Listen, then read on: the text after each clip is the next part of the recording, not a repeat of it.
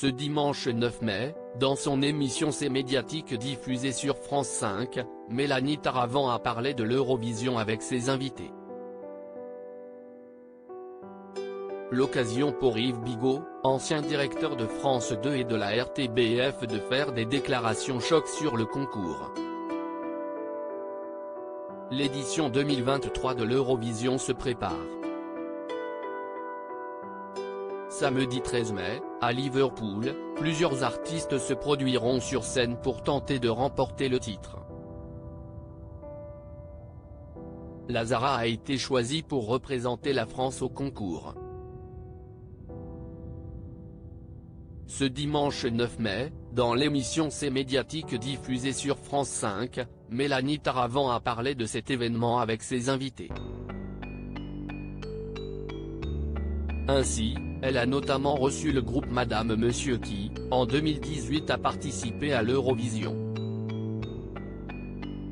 Comment ça s'est passé pour eux? On est dans des rails parce que s'il y a beaucoup de travail, ce n'est pas juste une journée. Le jour de la finale, s'il y a 10 jours avant, des répétitions tous les jours, on n'a pas vraiment le temps de stresser, a confié Jean-Carl Lucas. Notre agenda est réglé dès l'instant où on se réveille jusqu'au soir. On passe nos journées à faire des interviews, a continué son acolyte Émilie Zat. Eurovision 2023, Lazara première du classement? La vice des invités de Mélanie Taravant dans C'est médiatique. Lazara a-t-elle ses chances de gagner selon eux? Elle a ses chances parce qu'elle coche pas mal de cases, elle a un grand charisme. Elle a une grande voix, a répondu la chanteuse. Yves Bigot, ancien patron de France 2 et de la RTBF, a lui aussi donné son avis sur la québécoise. Elle a le look différent, a priori elle a la voix, le personnage.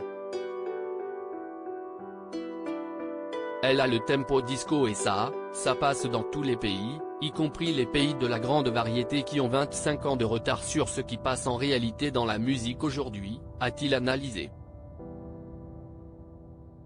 Ça coûte 20 à 25 millions d'euros, les chaînes n'ont pas cet argent. L'actuel directeur général de TV5 Monde a eu l'Eurovision à gérer. Et vous avez gagné? Lui a alors demandé Mélanie Taravant. Ce à quoi il a répondu, non. J'avais ordre de perdre.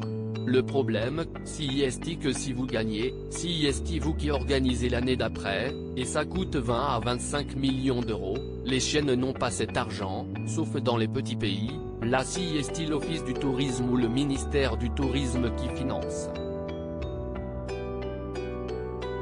Une somme jugée énorme et colossale par la présentatrice.